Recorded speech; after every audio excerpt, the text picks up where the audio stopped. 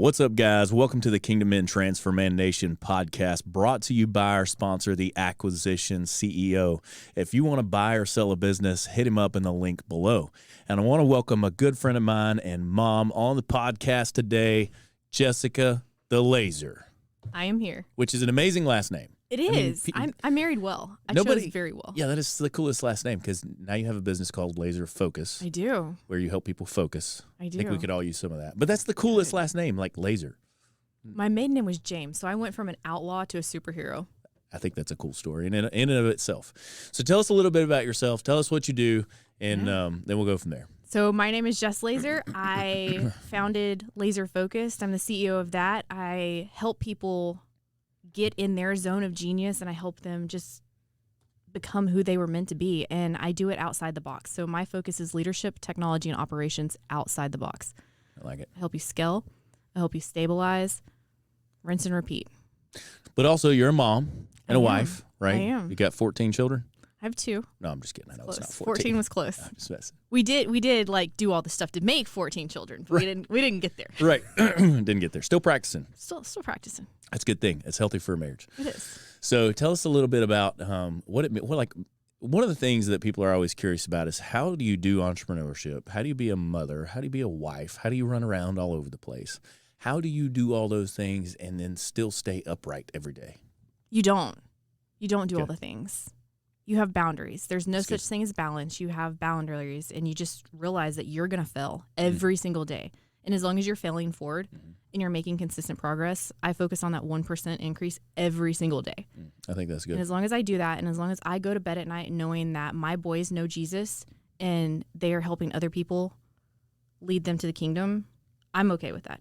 Everything else can fall to the wayside. One of the things I always think about is progress, not perfection. Absolutely. A lot of people get so hung up in perfection paralysis, and here's the reality of it. I think I made a post this morning about it, but you're going to fail, and you cannot discover how to grow without getting out there and doing it and screwing it up a few times, and then being like, all right, that's fine. I screwed it up. I'm going to wake up again tomorrow. I'm going to go do it again, and then it's only a matter of time before you screw something else up, and then you just get honest about that. You set it down, you learn from it, and then you keep trucking.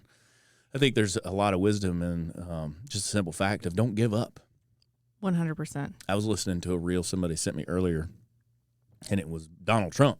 And it was 1990. He was $900 million in the hole. He was worth negative $900 million. I'm not that bad yet. I know. So we're doing good. We're doing good. But he literally, and so somebody was asking, well, hey, how do you overcome that, right? And he's like, you just don't quit. Yeah. He was telling a story about how he's walking down sidewalk in New York, and he was with somebody, and there was a homeless guy sitting there. And the guy's like, man, I feel bad for that guy. And Donald Trump, he said, well, that guy's $900 million richer than I am. And the guy was like, like perspective. And the main point of that was just don't quit. And one of the things I tell entrepreneurs all the time is it's really about survival, right? It literally is about not talking ourselves out of the opportunity because we failed. It's about failing, learning from it. And there's a book called Fail Forward, Fail Faster, Fail Often, I think. I think I've heard of it. It's a good book. It might be on the bookshelf. Yeah, probably is. It's on my bookshelf. I've read it. It's a good one. But it's inevitable, like you said, that we are going to fail at something, and you just have to wake up the next day and realize that and then go at it again. And just don't quit. That's why I always say keep going.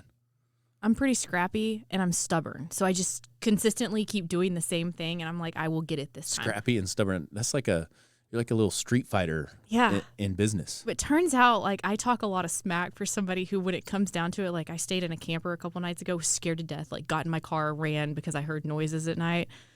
Yeah. So why were you in a camper? Oh, that's a whole... One of the things that Laser Focus does is they absolutely commit to whatever contract they're taking. And so this current contract that I have has me involved a lot on site. So and a lot of extracurricular activities. And I decided staying in a camper was better than hopping from Airbnb to Airbnb. And you heard the noises outside. Oh my gosh! So that point, you didn't get scrappy. You didn't get out. And I did not get with the bears. scrappy. It turns out I talk a lot of smack, and my husband is actually the protector, and I am just. You're like beating your chest. I'm gonna get him, and then you're like, I'm out. Like I didn't say that. Straight out. Yeah. Like, he usually is the one that comes up behind me, and it's like, turns out it's actually him. Turns out it's a raccoon. Yeah. No problem. It was a sprinkler.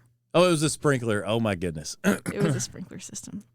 So now that we've talked about that, the sprinkler system and the process of failure and realizing those things, and that it's really inevitable. And that's why perfection paralysis is so dangerous for a lot of people. Whatever they're trying to achieve, whether it's powerlifting, bodybuilding, business, marriage, entrepreneurship, whatever those things are, I think perfection paralysis is a thief of opportunity because people think, oh, I got to have it all figured out. But you can't figure it out until you get out there and you do it. That's really where you figure things out. I had a first mentor I ever hired. His name is Brian Rose. Probably 7 or 8 years ago. We were living in a camper, talking about campers, no sprinkler systems. And the main thing I took away from that course, which was about 8 weeks, was take action. Just go take action and figure it out along the way. And myself and a lot of other entrepreneurs, that's exactly how you get to it for long term. You wake up every day and you keep going and you go take the action and whatever it is that's necessary, whether it's making cold calls and you suck at it or sending emails or drafting flyers or building a website or whatever those things are, you go do it. Then you screw it up and then you keep trucking. Yeah, no, I agree. And so one of the things that I do really well is I just wake up the next day and I keep going. And the perfection thing, like we completely shut it off. That was my biggest downfall, was trying to lean into perfect, because I had this image of who I thought I was supposed to be, who our marriage was supposed to be, what my business was supposed to look like. And it doesn't look like that. And I found the best way to do it is just jump off a cliff and start crocheting on the way down. Start crocheting on the way down. Crochet on the way down. That's so funny. In the camper, crocheting. I'm just kidding. I might Do you start crochet? crocheting. I do. I won a state fair crocheting. What? I This did. is new news. You We've didn't know been that? friends for a long time. I did. I didn't have a lot of friends growing up, so I did crochet. State fair crocheting. I did. I made a dog out of scrap yarn. That is impressive. I've got to see a picture of this dog later. The scrappy scrap dog. I might have like one of those. We're going to put him on the pot. Oh, like a Polaroid? No. The ones that print them? Mm-hmm. That's a Polaroid. Yeah, No. Like the throwaway cameras that everybody had. Oh, in disposable. 2003. Yeah, was that near ago? It seems like that was longer than that. But you're right. I remember when you had to 2003. buy disposable cameras, and you had to take film down, and you had to get them developed. To the Rite Aid, and you had to wait. And the fun thing to do was like go hang out while the pictures were dropping. Yeah. You could see what everybody else is taking pictures of. I know. Isn't that kind of weird? And you always knew it was something bad whenever they put the cardboard over it. I know, they're like, oh, what are they this is printing? not good. What are they printing? Could you imagine being the tech on that? This is total. I've done that. I have done that. And you're like, wow, okay, there. People take some disturbing pictures of things. Sure, I'm sure. I now know why OnlyFans is so popular. Well, that, and I'm sure the Facebook data centers are full of really weird, disturbing stuff. I can't imagine what it's like out in Arizona right now. I don't even know what that means, or what's happening I'm in pretty Arizona. sure that's where they store everything. No, they do. They have one in Rutherford County in North Carolina. Interesting. Yeah, they have a Facebook facility there. That's the only thing there. It's massive. Only Rutherford's growing. Facebook. Right. So let's get back on track. ADHD's kicking in here. We're checking out the squirrels. Oh, and both of us have it. So Yeah. That's good. So we're like, Side ooh, quest look at number that. 2. Yeah, 3, 4. What were we talking about? So let's talk about being an entrepreneur and being a mom. So one of the reasons I wanted to have you on is because Mother's Day happens in May, and I want people to hear this and see this and be encouraged as moms, or maybe not encouraged because it's hard. Just kidding. But I want them to get, one of the whole reasons that this podcast exists and my coaching business exists is to help connect people with people who give them real information. Not some magical bullshit, amazing thing they see on TikTok or Instagram and all that kind of stuff, all the fakeness. Like, I want people to know that this is really how it works, and this is how you survive the game of being an entrepreneur and being a mother and being a father and being a wife and being married and doing all these things. It's not about Lamborghinis and Ferraris and just read a book and take this course and your life will be perfect. No. There's so much more to it than that. And so how do you balance, how do you have the harmony of being a mother, being a wife, and being a type A busy entrepreneur? I don't. And that's so, I'm glad you said that, because I just don't. Yeah. And I there's no such thing as balance. It's boundaries. Because if I'm excelling at motherhood in my business, my marriage is somehow falling short. Sure. And one day, like, my marriage is doing awesome. Like, it's not bad. So that sounded bad. But then guess what's going to happen? Like, some of my cold calls and some of those things are going to fall short. Sure. And it's just every single day. But with moms, it's this really great dynamic, because most of us gave birth to these babies and were sent home. You can read all the books you want in the world, but until you're doing it, you don't have a clue what you're doing. Right. There's no clue. Like, you had a car wreck and you were just sent home with somebody else who was also in that car wreck with you. And neither one of you know how to take care of each other. Right. You're like looking at each other. You're like, what do I do? I don't know. They're thinking the same thing. Like, It's what do I screaming do at with me, you? like, what do you want? Yeah. And it's the same thing with entrepreneurship. Like, That's you so have funny. to be stubborn enough, and moms make the best entrepreneurs. Like, Yeah. I You see a love lot you, of them. But You like, do. moms do it because they know exactly what it takes, and they'll get out there and they'll try, and they don't care if they look stupid. They don't care at all, and they'll just keep doing it. Yeah. And they'll do it with like baby throw up on their shirt while Oh, they go down the road. 100%. No, that's a good point. And I agree with you 100% because moms are so much more, they're built with more endurance, I think, to some capacity. Because for you to be able to birth a child, first off, grow a human. Yeah, Okay. it's hard. That ain't, It's not I easy. mean, even if you, when I say it like that, like I tell people, I'm like, literally, my wife grew another person. Like, I can't do that. She's far superior to me. You know what I mean? Like, let's just think about that. Put that into perspective. But literally, grow a person, pop it out, go home, and now, like you're saying, you're like looking at each other, and you're like, oh, what? How else do I? Well, I'm supposed to do life and continue, but now I have this thing screaming at me, and then they become children, and they become all the other crazy, wild adventures of life. And you have 2 boys. I do have 2 boys. And so that, I grew up with 2 brothers, so I know what it's like to be in a house. So the fist fighting. Oh, yeah, just jumping off mattresses, WWE style, like doing crazy things, running through the woods, climbing trees, hitting each other with sticks. It's different. Like, I have a girl, and that's actually kind of easy because she's super sweet. It's unfair because your daughter is like this whole angel that is just... I agree, she is. I don't know what you did to deserve her, but she's just perfect. Prayed a lot. I agree. But growing up with 2 brothers, and I know you see this with having 2 boys, it's like a war zone. It is. Some days you're like, and being a mom, that's also why I think being a mom, I was saying that you have more built-in endurance because you have to endure all that. And you have to be like, what are you even, you peed on what? You hit who with a, what'd you say? You did what with a squirrel and a frog? Like, what are you thinking? Yeah. And you're like, I guess they're going to turn out to be okay. I'm really hoping this is manly qualities. Yeah, you're like, I mean, we still do these things like with You still pee animals on and- things. Yeah, yeah. Okay. It's Good to know. territorial. It's part Good of to the know. process. You still pee on things. When you're outside. I wasn't equipped for that. Yeah. One of So them asked me how to use the urinal. Yeah. It's the first time he used a men's room because they go with me all the time. And he's like, what is it? I don't know. you're like, I don't know. Do you sit on it? It's weird. Well, that's so funny. My And first urinal experience was quite good. that's hilarious. And that's fortunately things I haven't had to deal with. But those are funny experiences. You're like, as you become a parent, like before you had kids, you didn't have to deal with any of that. Parenting is just a funny adventure.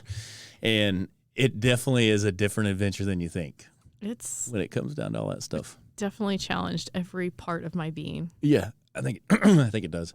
But that goes back to what we were saying about being an entrepreneur. It's not about perfection paralysis. It's not about being a perfect parent, having the perfect kids. It literally is just about embracing the chaos, waking up every day and going to do the day again. But we're not going to embrace the chaos. We are going That's to right. escape the Escape chaos. We had that conversation have that because you had a conversation. business. What that was one of your things. I What- did. I was helping moms embrace the chaos and Yeah. go on. And one of the things that we discussed about, and this was like Justin's coaching came in like super clutch because I was like, man, I'm attracting all of these people and That's like so it's so right. much chaos. And Yeah. the day that I transitioned from that is the day that like my entire trajectory of my business changed. And I was like, we're getting rid of the chaos. I remember that conversation because you're telling me about all these crazy people. And I'm like, you call yourself the chaos coordinator. Your audience is coming to you with chaos, expecting you to tell them how to embrace it. And I'm like, we should just set all that down. We shouldn't embrace the chaos. No, we're we gotta set the escaping it. chaos down. Escape the chaos. That's good stuff. We were escaping it. And it's been like, that was probably my best conversation. And I was like, man, I branded everything. I don't want to get rid of this. Right. Like, I'm a good chaos coordinator. Just because I grew up in chaos and I learned how to manage chaos, like, no, we're going to escape it and we're going to give you the tools to get rid of it. Well, and sometimes that really ties to the point what we were saying earlier about entrepreneurship. You figure it out in the journey, meaning you wouldn't have even made it to that revelation of a moment about your business if you weren't in the fight, if you weren't in the things, doing the things, if you hadn't started your business, if you hadn't been trying to work with clients, navigating through the journey and getting to a point where you're super frustrated and then going, I got to figure something else different or figure out something else different because you did that in the journey. You didn't sit down and write a 90-day planner about perfection and arrive at that decision. No. You did it by going through the process, and I think that that's something a lot of people miss. They want to write it all down, have the perfect plan, and then they never go out and figure it out. I like to be very firm on my goals but very flexible about the method to get there. Sure. I think that's a really key piece too, is a lot of people, they need clarity and about where they want to arrive at, but the journey between where you're at and how you're going to get there, there's a lot of things that will change from the day you set out to navigate that to the day that you arrive there, for sure. Right. It's definitely a gray area. Yeah, it's all great, especially when you're a mom and a wife and an entrepreneur and traveling and dealing with our own chaos inside of our own mind, right? And we're working on escaping that. Yeah. There's some chaos that like you just can't escape at all, and that's just legitimate. Like, and It's not necessarily chaos. It's the day-to-day things that they're just overwhelming at times. And especially when you're overstimulated, you're over-touched out. Like, everybody wants something from you. Yep. And you just got to take a step back, and you got to go get you a cup of coffee on the back porch without anybody looking at you. I agree with you 100%. Monday, I had one of those days. Monday, I had talked to 70, I think it was 74. I went and counted them because Monday was just I literally was just on all day. Text messages, emails, phone calls. And I got to the end of Monday, and I was like, I felt like a ghost. I felt drained. I was empty. And so when Tuesday rolled around, I was like, I ain't doing it. Like, I ain't doing it today. I'm taking a day. I'm out of office, out of pocket. And I want to remind people and encourage people, too, that it's okay to have those days. You cannot run 100 miles an hour every single day. You know, we run out of fuel. We do. And I found that out in the last couple of weeks very quickly. I was like, done. Yeah. See ya. Going to Greenville. I'm out. Got to take a breather. Yeah. But it's good. It's good because, like, you don't want to just kind of half-ass things and you don't full-ass them, obviously. Right. But when you over-ass them is when you get the problem. Is that a Facebook quote? It might be. Maybe a bumper sticker or a T-shirt. Don't over-ass it. Don't half-ass it. Don't over-ass it. Just Only full-ass it. I like that. We might be able to brand that. So funny. It's website.com. No, that's good stuff. Let me see if that domain's available. Yeah, go buy it right now. We'll start a brand. Okay. I'm all about building brands. Hey, I'm with you. I own a bunch of domains. Talk about ADHD kicking in. Now we're on buying domains and GoDaddy. I got like 30. I bought tater tots in my pocket after Napoleon Dynamite. It's my first learning of buying domains. You bought a domain, tatertotsinmypocket.com. Do you still have that domain? I don't. I sold it. Did you? So how much did you sell it for? Like $50. $50, but still, you probably made. I mean, if you bought it for $10, probably. I don't even remember. That's so funny. I've got a few that are worth a couple $1,000, but I still hold on to them. Like one of them is hustlewithamuscle.com. Oh. Never used that for anything. Just came to me one day. Could you imagine if you like decided one day Coke.com? Yeah. What a great idea. What a great idea. Maybe it's available. I don't think so. You know, there's probably somebody out there on their staff buying up all those domains when they expire. Maybe.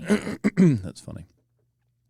One of the things I always like to ask people at the end of the podcast is if there's one tip or one piece of advice that you could give somebody, whether they're a mom, a wife, an entrepreneur, whatever it is, it could even be in powerlifting community. It doesn't matter. If there's one piece of advice you could give somebody that you feel like would make a significant difference listening to this in the audience, what would that be?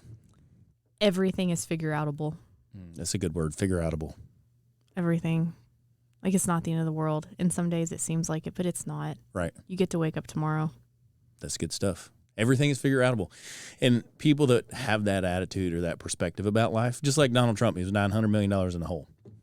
He put in some figurable-outable, whatever that word was.